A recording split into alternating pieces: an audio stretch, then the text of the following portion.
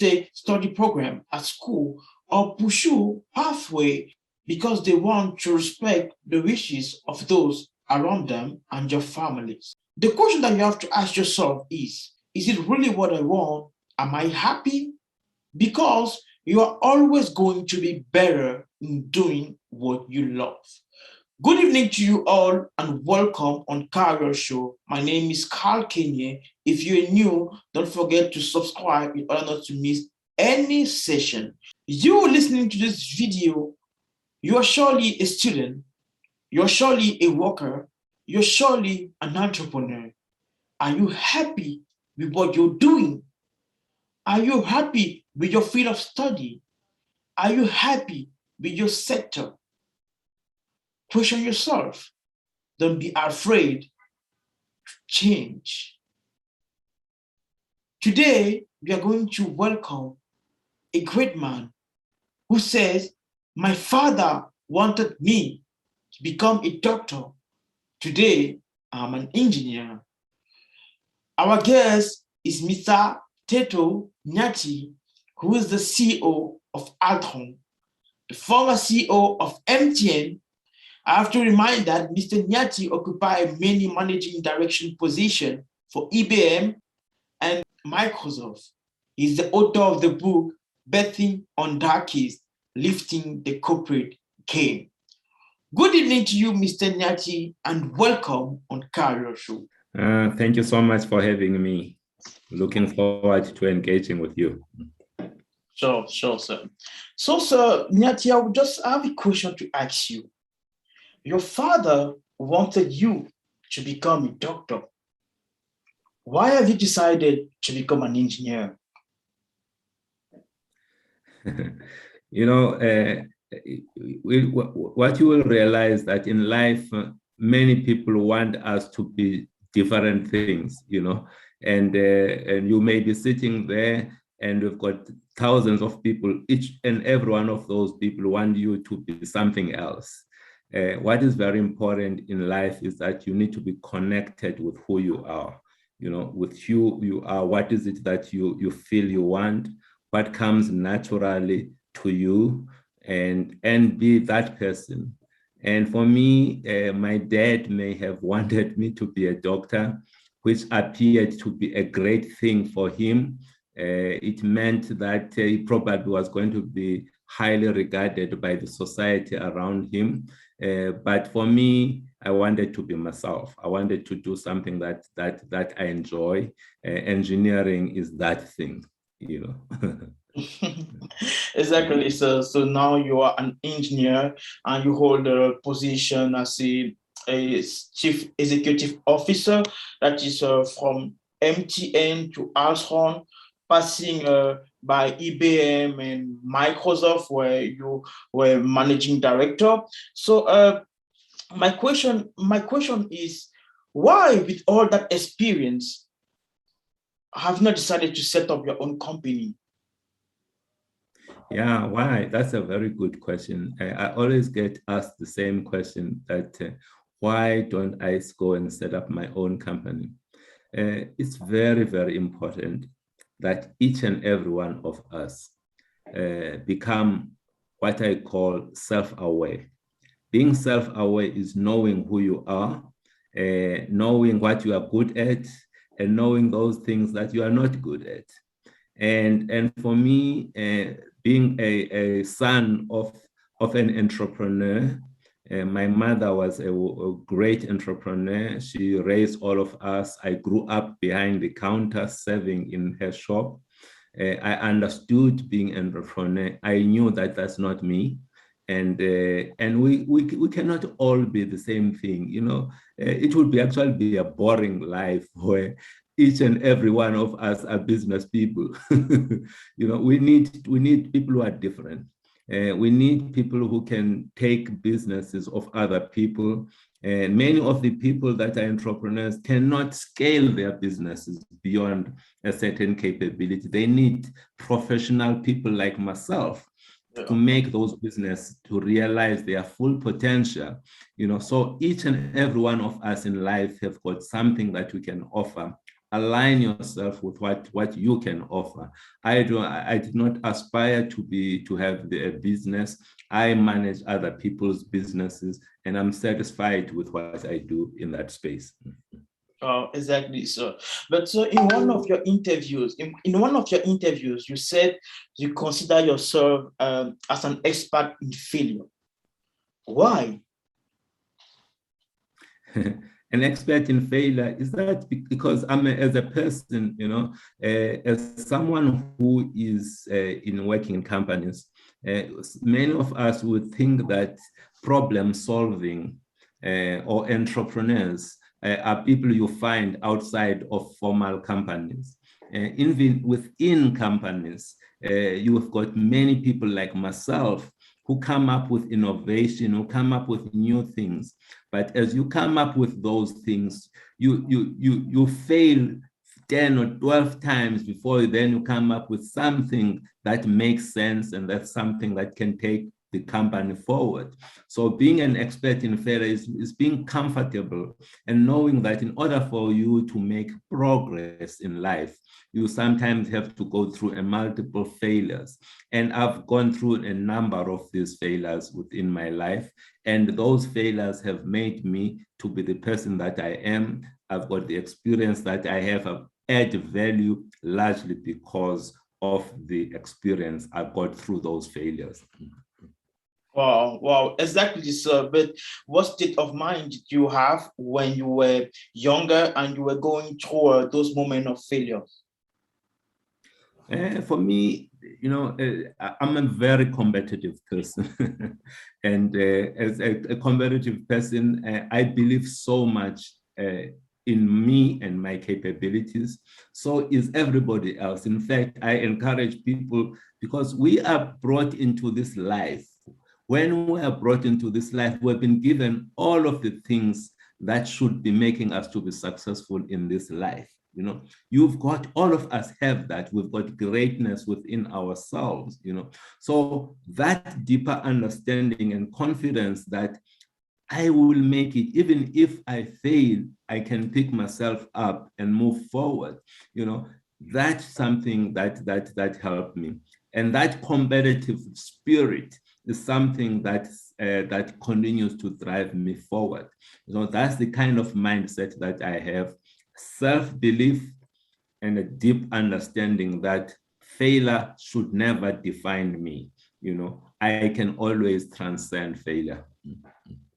Wow, exactly, sir. But now you are a manager, and we are interested to know what are the difficulties that you encounter daily, especially now especially with the COVID-19 pandemic. How did you face it, and what secret or what techniques did you put in place in order to manage your team? Because as a manager, you manage more than 7,000 people, and with the COVID-19 working at a distance. What tools, what techniques did you put in place for effective management?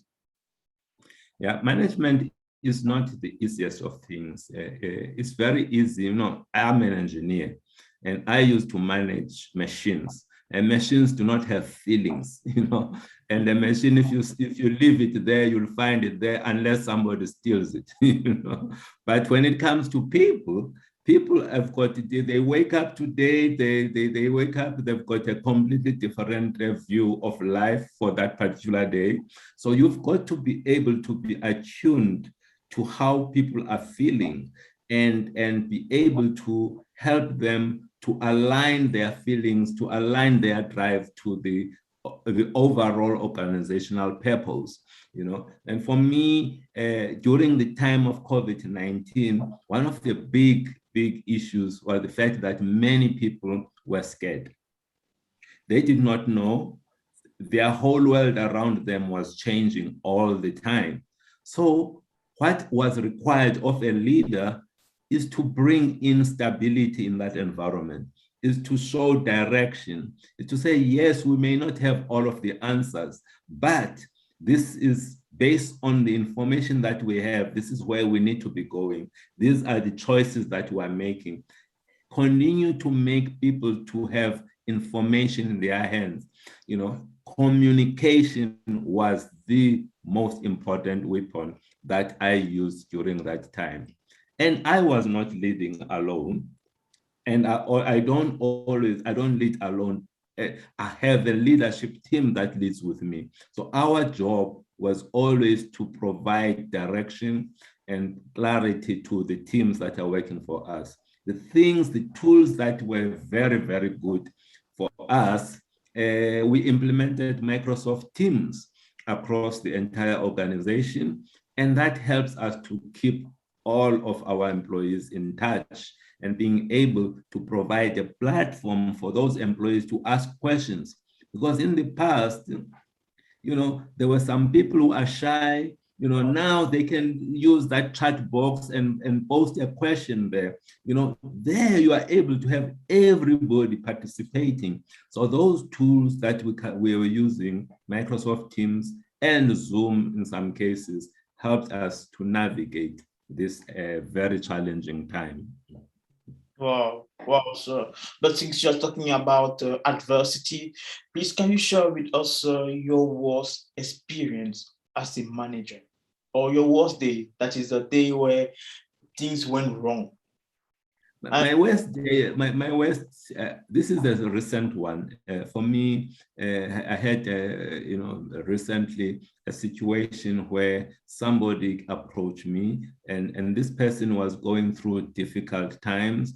He did not have a job, and I know this person was highly skilled, and it could contribute. So we offered him a role within our company.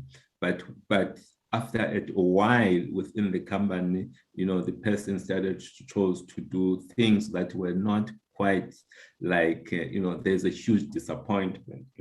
Without getting into too much detail, is that, when you have someone who you truly both respect and you trust, and that trust is betrayed, it's something that is painful, because you can never understand why people do the kind of things that they do. But that's life. That's the challenge of working with human beings. Human beings are not predictable, and if you are a leader, you should always be expecting those kind of situations. Wow. Exactly, sir. Sorry. So, sir, you have shared with us many points about your experience. But now the question I want to ask you is, what do you think about intra-African trade? African states are thinking of coming together so that you ease the trade between African countries. So, for you, what is your opinion about it? Look, it's always good to have intra-company trade, even if within a country, one region of a country needs to be trading with another region of a country. That intra-regional trade is something that helps both regions to grow. It's something that is key. It's the same with countries as well. If we drive a lot of trade between the different countries on our continent, that will help improve the relationships, strengthen the relationships between the different countries, reduce our reliance as a country from importing things outside of the continent. And also, we do need to have peace on our continent. And if you have got trade, people will protect that trade, because you cannot, if you have war, then there's no trade. So you would reduce the chances of people having unnecessary conflict. So there are many advantages linked to intra-country trade that unfortunately is something that is not happening all the time here. Is it the sole reason why there is not? No, there are many other factors.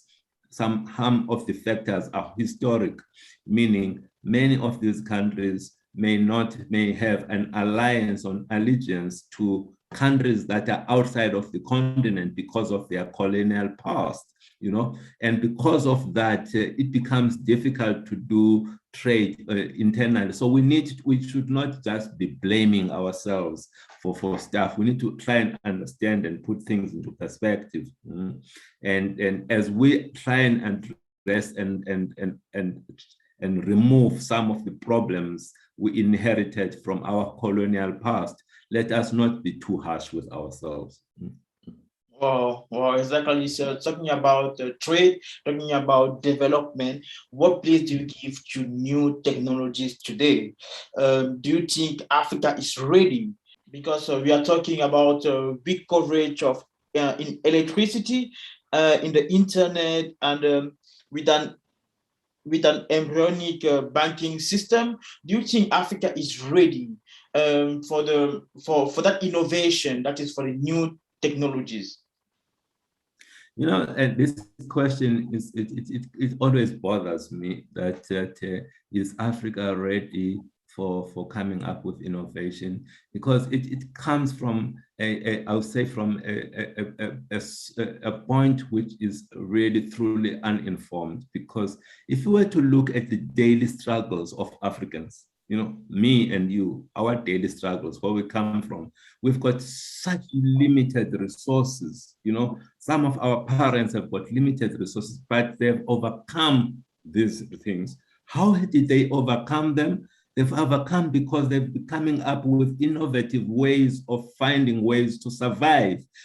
So if you think about innovation, if you look at it just around many of our countries, you can see there's a huge amount of innovation that is happening in Africa. So innovation is not something that is foreign to Africans. We just need to channel some of that innovation to scalable, to be able to address not just maybe a local problem, but maybe a country problem or regional problem or a global problem.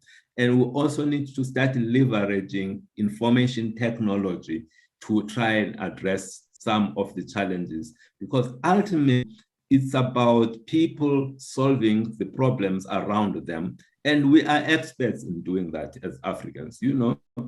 We are experts, but here we talk about how do we connect technology to the problems around us, and using that technology to help us. And I think the current generation of leaders and the youth of the continent today, they are so comfortable with technology. They were born in this era of technology. To them, technology comes natural. And to them, they are just going to be coming up with great stuff that is going to fascinate the world, that's going to be globally competitive. So for me, I've got a lot of hope, because it is in our genes, innovation. But now that we can add technology within that, we are going to be seeing great things coming from our continent. Wow. Exactly. I totally agree with you. We are going to take a short break and we are coming back in a minute. I have always believed that none of us are self-made. As I accept this degree, I would like to give a shout out to individuals who have shaped my life. First, I would like to thank my late parents. They instilled in me the love for education, a love and a nose for business, and grounding on ethics. My dad wanted me to be a doctor. As they say, it is never too late to be what you might have been. Dad, UJ has made your dream come true. I am Dr. Nyati now. Welcome back on Career Show. We are still with Mteto Nyati, who is the CEO of Altron. Also, in 2019, you published a very nice book entitled Betting on the Darkies, Lifting the Corporate Game. So this book, which participated in the change of the mindset of many readers, and in the personal development. And you said it yourself. I want to encourage people to fix things and not to raise false hope. Yeah. So, what is the reason for such work? Why do you decide to launch that book? So when I look back, first and foremost, if we can just be open with one another, I'm a very private person, meaning I keep things to myself. You know, I stay in my lane. I'm a private. Me and my family were very private people. So it was never in my plans to go out and talk about myself. That does not come natural to me to talk about myself. But I found the need to write that book because there are a number of people that I'm mentoring. And every day, I can tell you, every day I receive 1 or 2 requests for me to mentor. Initially, I would used to take those people, but there comes a time where you just do not have the time to dedicate effectively to each and every one of the people. So I realized I needed to find a way to scale myself, to be able to touch more people beyond the time that is available to me.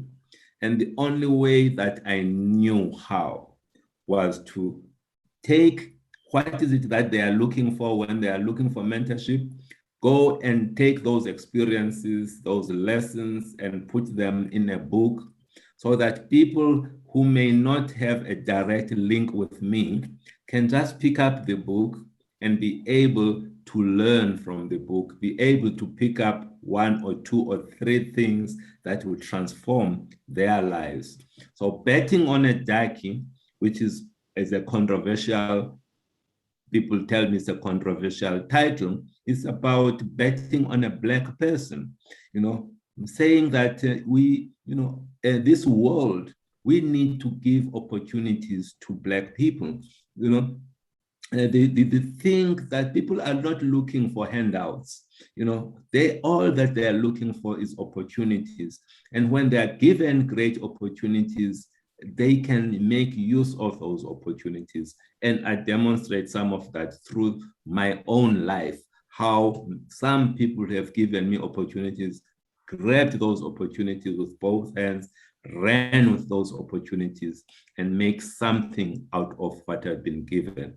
So that is the background behind me writing the book, largely for other people, largely to be a guide and something that helps them to navigate through this very difficult, can be difficult, the world that we live in, and help them not to make some of the mistakes that I share in that book. You know, so that was the whole point of writing the book. Wow, wow. So you're talking about seizing opportunities, but the rate of unemployment has grown at an exponential rate due to the COVID-19 pandemic.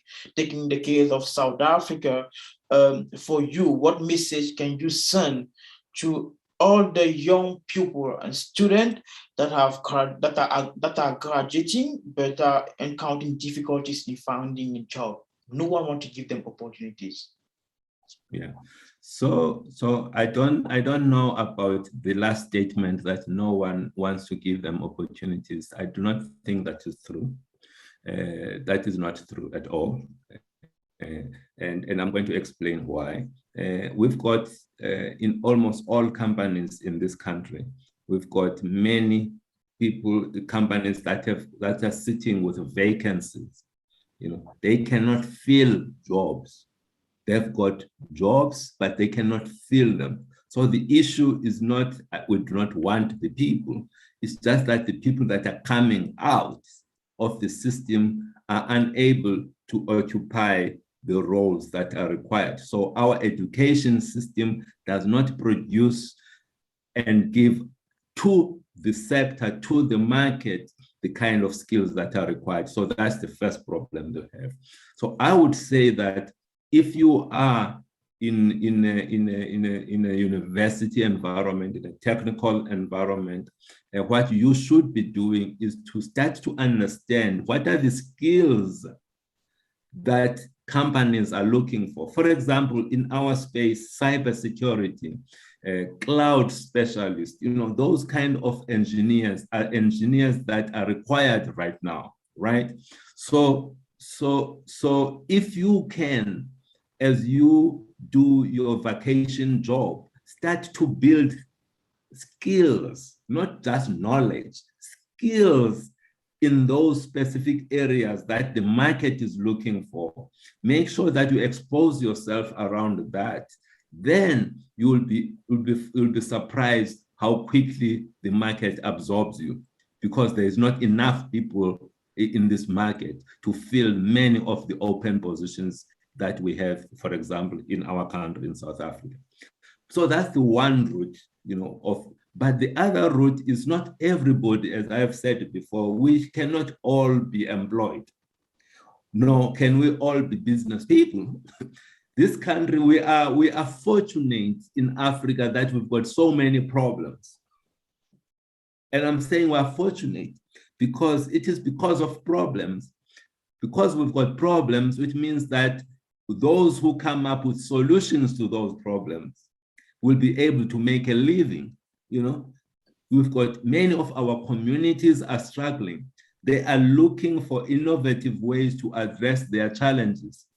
So if we're coming up with ways and means to address the challenges that are facing our communities, and in the process make money, that is the whole point of business. So look around you. Let's not allow white people or Indian people or many other different kind of people to be the ones that are solving the problems of our communities. When we are the ones who are sitting in those communities, we are the ones who are closest to the problems, and we are unable to solve those problems, and yet we've been educated. So what I'm saying that let's pay attention to what is happening around us. Look for which problems talk to you the most. And you have been trained and been given all of the tools at university. Use those tools to find a way of solving the problems. In the process, you will be employing hundreds and thousands of people through your business. Wow. Exactly, sir. But before I go to the next question, I will just ask you, so what is your point of view concerning the atmosphere of business or the business environment in South Africa? Do you think that South Africa is open to foreigners, like people from other African countries who wish to invest or to do business? And what is your point of view concerning the business environment in South Africa? Yeah, look, I think we have got a very open environment here in South Africa. We are welcoming. If you look at it, maybe 20 years ago, we had a population of probably about 40 million, and now we are close to 65. And that 25 million, a significant part of that is not people from this country, it's people that have moved from other countries. In Europe, in the rest of Africa, in Asia, they've moved into South Africa. And look at the people, they may come, some of them come here as refugees, some of them come here running from their own countries, and they come here with nothing. 5, 10 years later, the same people that came here with nothing are employing South Africans. They've got a business that is employing South Africans, they're employing 20 or 30 South Africans. To me, that says a lot about the openness of this environment. Here you have people coming from outside, looking and identifying opportunities, making sure that they address those, whilst in the process help create jobs that address the unemployment problem around us. So you can look around the Greek people, there are people from the DRC, there are people from Nigeria, from everywhere. They've got Ethiopia, they've got businesses in this country. So that says a lot about the openness of this country to foreigners. Yeah. Okay, so I was just asking that question because in a discussion with Africans, people leave that question saying that they were skeptic in investing in South Africa due to because they were afraid maybe of xenophobia or xenophobic in sort of all those sort of things, and that's why I'm just asking you your point of view so that you can bring more clarity to the point for us to permit people to know exactly what is happening on the field. Yeah. So, do you think that entrepreneurship is the solution to overcome the problem of unemployment and other social challenges in South Africa or in whole Africa? No, I think entrepreneurship is one of the solutions. I never believe there is one single thing to try and address this big problem. It's just one of the many things. If we had a government that is strong, it would be able to employ people. If we had state-owned enterprises in this country that were being run properly, those state-owned enterprises would not be shutting their doors now. They will be employing even more people. So it's not just one thing that is there, but entrepreneurship is something that is a critical component of addressing the challenges that are around us, in particular youth unemployment. And the good thing about entrepreneurship is that it's addressing two things. First, in order for you to have a business that is sustainable, you need to be addressing a problem that is affecting many people. As you are addressing that problem, people will then buy your product or your service because it's addressing a problem, right? But in the process of addressing that societal problem, you are also helping to drive and reduce unemployment. So it's addressing two things. Entrepreneurship is really, really powerful in that sense. You are removing problems from society, but at the same time, you are also helping people to be employed. This is even great. Okay, so but you talk about the government, the state, and I wish to ask you this question: if you were asked to advise our African head of state on stimulating measures to encourage more and more entrepreneurship amongst young people, what would you tell them? So what would I tell the leaders on the African continent, government leaders? I would say that the first thing that they must pay attention to is really the education system. The education system, we need to thrive and build and share and help our young people go through an education system that encourages critical thinking, that encourages questioning, that instills curiosity, instead of education that just promote, just repeating what I'm telling you. No, that questions things, that makes people to be curious, and that is very important to me. So that's the first thing. The second thing is that in many countries, you may have a questioning mind, you may have a solution, but you may lack funding to be able to start your business. So in their own governments, they need to create some sources of funds that they can use and give to young people as they coming up with ideas. So promote, have the funding available. Then the third piece is that you can have your business, you can have funding, have your business, but if your government is not buying some of the services and helping you to grow your business, then there's a problem, right? So yes, if you can see the government that Mteto has got this product that can be used by government, buy from Mteto. buy the product. Because in that way, you're not just supporting Mteto, but you are helping this company to grow. And in the process, it can go even beyond the borders of a particular country and start to deliver services beyond that. We start to have the Googles of this world, the Google and many other, the IBMs and Microsoft, all of those companies are now no longer just based in the US, they are providing services globally. We need to have our own Googles from this continent moving into other countries as well. Oh, exactly, sir. But, sir, as a managing director with many years of experience, you were in MTN, Microsoft, IBM, now you are at Altron. The question I want to ask you now is, if you were to create your own business, or if you were to invest in a sector, what would be the trade sector that you would choose? Yeah, I will go back to the first question because for me, my passion is not to be starting my own business, so that's not me.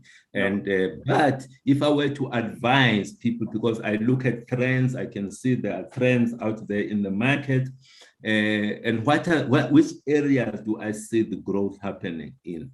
I see growth happening in the fintech, at the intersection of technology and financial services. In that connection, there is a big opportunity there. In some countries, they talk about mobile money. In some of the countries in South Africa, they're talking about Bank Zero, where they were coming with a bank that is not going to have any charges.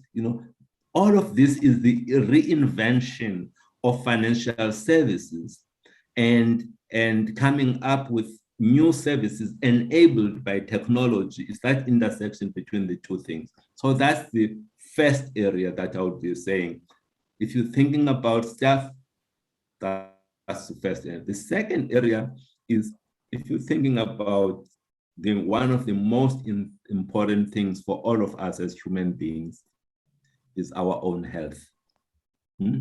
Our health, because you can have great ideas, you can have ambitions, but none of that will ever you realize it if you happen to be sick and you die. So healthcare is one of the priorities of all of us as human beings, and even more so on our continent where things are not as at the level that they should be. But it doesn't mean that now that we've got technology, can't we use this technology to be able to provide affordable healthcare? So what we are seeing now is a lot of innovation that is coming up at the intersection of healthcare and technology. That intersection, technology and health. The third area is the intersection of agriculture and technology. So what is the common denominator in all of this? The common denominator, I'm not saying this because I'm coming from a technology company. I'm saying it because I'm coming from a technology company. The common denominator is technology. But the three sectors that I would say that people should be looking at is health tech, fintech, and agri-tech. Oh, I see, sir. But so we have a question for you. Do you think that we are born a leader or we are trained to be? And according to you, what are the 5 things that characterize good leadership? Yeah, so it's a very difficult question. Are we born leaders, or do we become leaders through being helped by others or by circumstances? I think, in life we always think of this one or the other. It's either this or that. Hey, I've learned to use a different word, not or. I've learned to use the word and. It is this and that. It's not a choice thing. Yes, we've got leaders that are born, they must thank their gods that they were given that from the word go. As they were coming out, they just got that. Yeah. But many of us, like me, I was not that. I'm a leader that has been made through circumstances, through learning, through figuring things out myself, So you have both. It's not one or the other, it is both. So we are asking the question, what are some of the key things that one should expect from a leader? I would say for me, the top one is integrity. Integrity, if I say this is what I need to do, this is what I'm promising you, and I must do that. If people should, because at the core of everything else, trust is very important. Whether you are dealing with a customer, whether you're dealing with a citizen, whether you're dealing with anybody, whoever you are serving, the trust relationship is something that's important, and integrity forms a critical component of that. So integrity. The second, I would say, is the ability to, when you are given something, you need to give that thing over to another person in a better position than you found it. And I call that stewardship. Stewardship. The ability to take something, and when you hand that thing over, it could be a country, it could be a business, anything. When you are handing over to the next person, this thing must be better than, so that. Empathy. A leader that lacks empathy, that is a dangerous leader. That leader would kill people. So you need to be able to put yourself in the shoes of those you lead, put yourself in the shoes of your customers, of your shareholders, and be then from those shoes and say, what is it that I need to do for me to be able to serve these different stakeholders? So empathy, listening. I can hear you are listening to me, and that's good that you are listening. Many people can be impatient when they're listening. They are ready to be talking. When are you ever going to finish? It's a very, very important skill for a leader to listen, actively listen, because many people are yearning. They are yearning to be heard. They're missing because everybody is talking.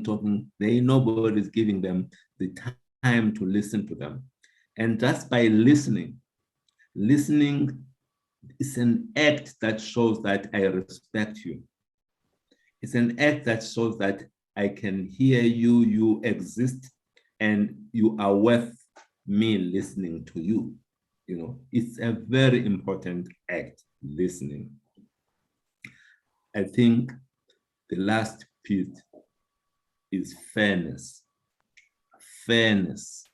If you are fair. When I'm dealing with you, and I'm dealing with that person, I'm dealing, what is it that people around you are experiencing?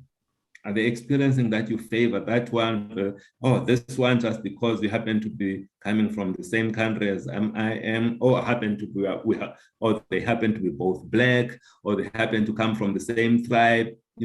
All of that, the fairness, the ability to be able to treat people equally, being very fair. That is important.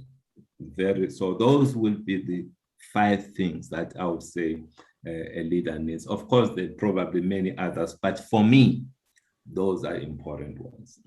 Okay, but so you mentioned an important point, that is integrity. My question is, how can we maintain that spirit of integrity in an environment that is corrupt? You see, in an environment full of corruption, full of other full of nepotism and all those things where to have an opportunity, you need to give money. So how can we do to maintain that integrity in such an environment, according to you? According to me, we all make choices. There is no such a thing as, hey, I don't have options. We all have options. Don't ever tell me that, oh no, I didn't have options, that's why I chose to bribe so and so. No, figure out another way, figure out the right way. I come from a world where you say you must do good business whilst doing good.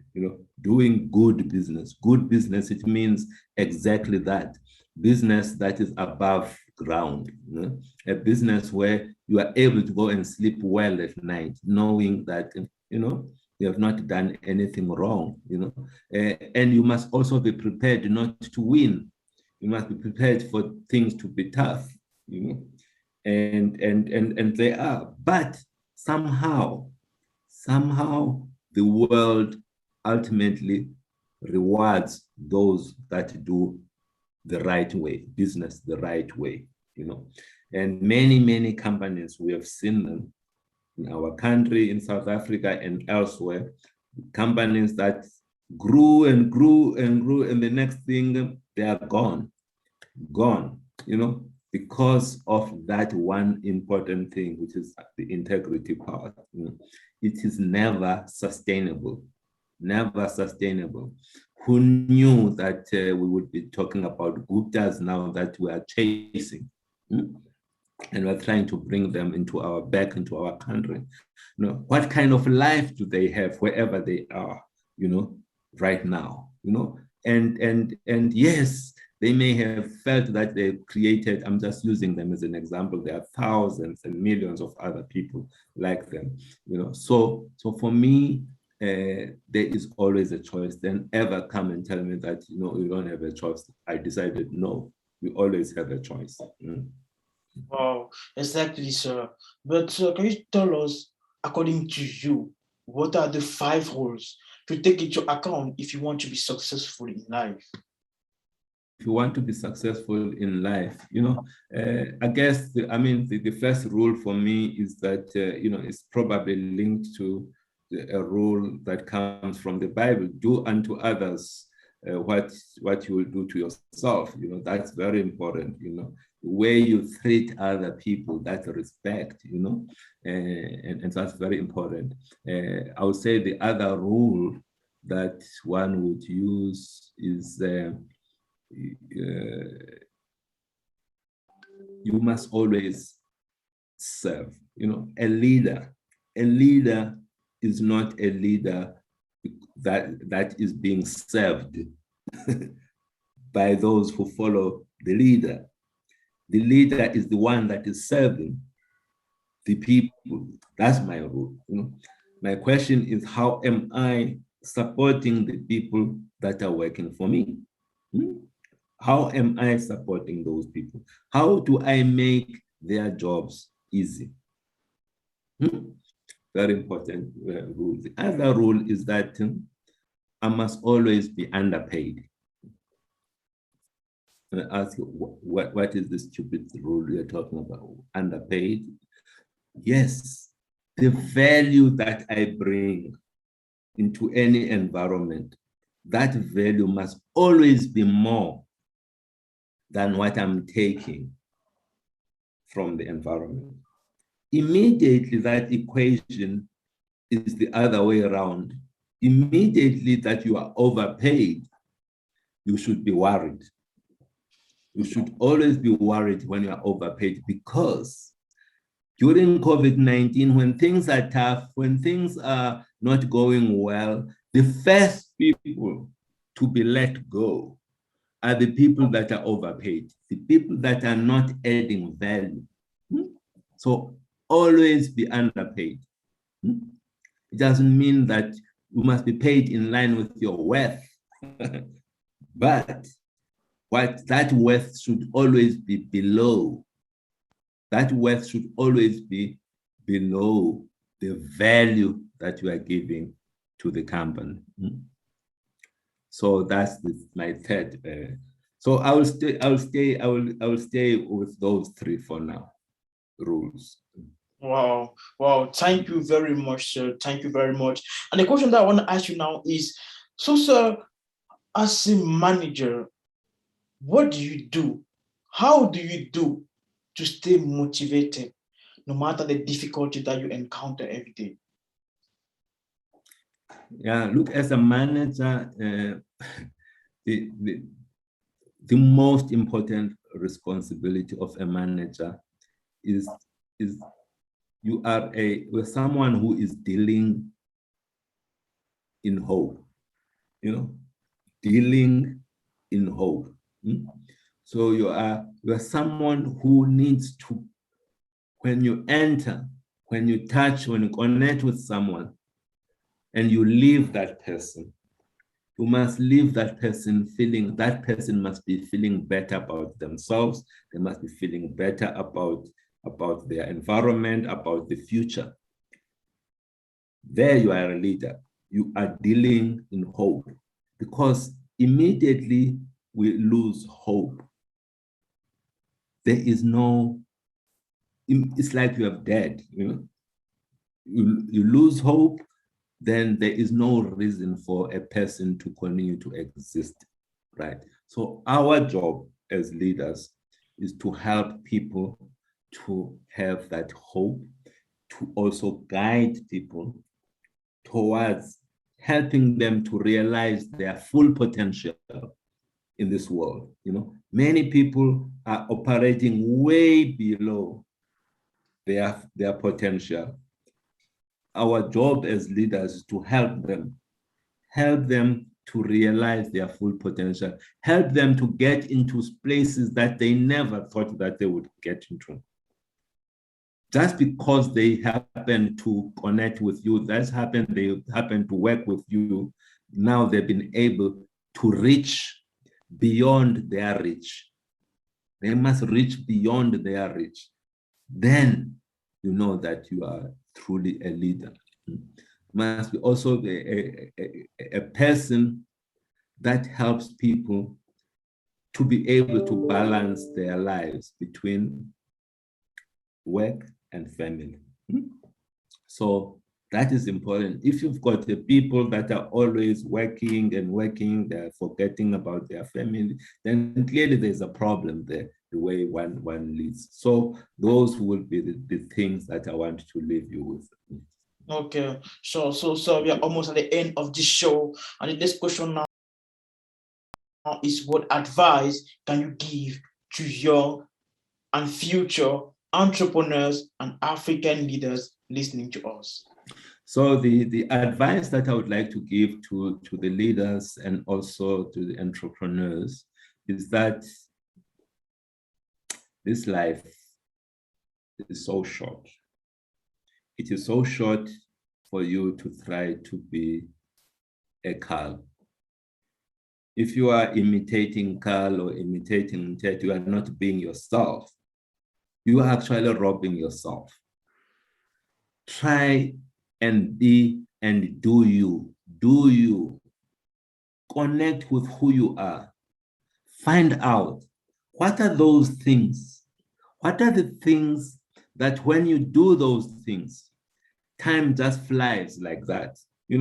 Just like now, I never realized that we already have done almost an hour. Time just flew. So for me, my discussion with you here has not been work. It was not work. It is something that I enjoy, just impacting knowledge.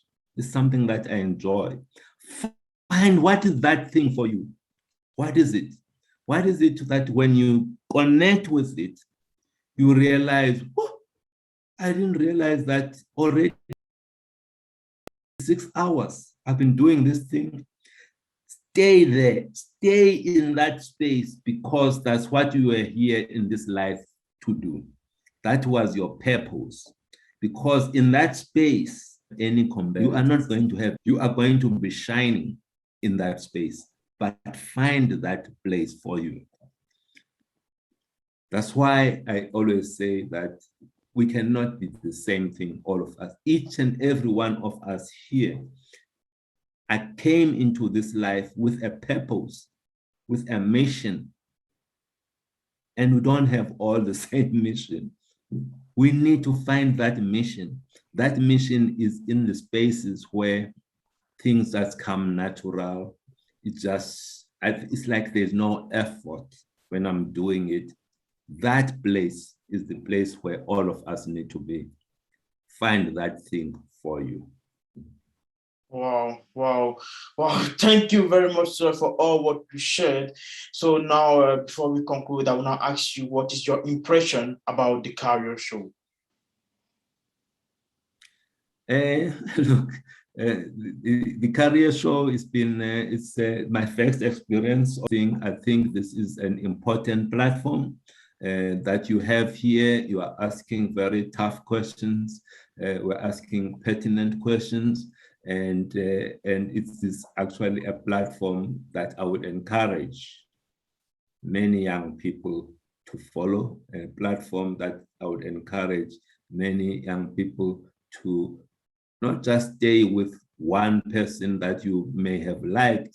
Go back to the history, go back to the archives, and listen to the many interviews that this show has made, because the person that is hosting this show, the one thing that I like is that he did his homework. There is nothing bad like coming and giving someone your time and that person wastes that time. I did not waste my time here. I feel engaged. I found that the questions were coming from somebody who took the time to try and understand me.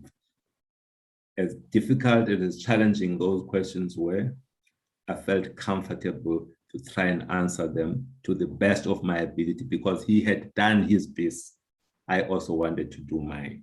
So I wish you well in terms of this platform. I hope it can grow from strength to strength. No, thank you very much, sir. But thank you for accepting our invitation. Thank you for your time, and thank you for all what you shared. I really learned a lot, and I'm so happy because I know that through this video, people will understand the value of asking yourself questions on who you are, what you love, on what you can really do. So for me, it was a very nice interview, and I'll just use this opportunity to thank you again for accepting our invitation. You are most welcome. I wish you all the best. Okay, thank you, sir. It was shared in this interview. But what you have to understand is that as an entrepreneur, as a young African, you must have to possess certain value, like integrity, like empathy. That is, you have to understand, you have to put yourself in people's bodies to understand what they feel. Put yourself in people's shoes. As a young African, you have to be sure that what you are doing makes you happy, that you are in a comfortable environment. It's not all about creating, having money. It's all about being happy equally. Do what you love, be a problem solver. Don't forget to subscribe in order not to miss any other session of the Career Show. Thank you, and may God bless you.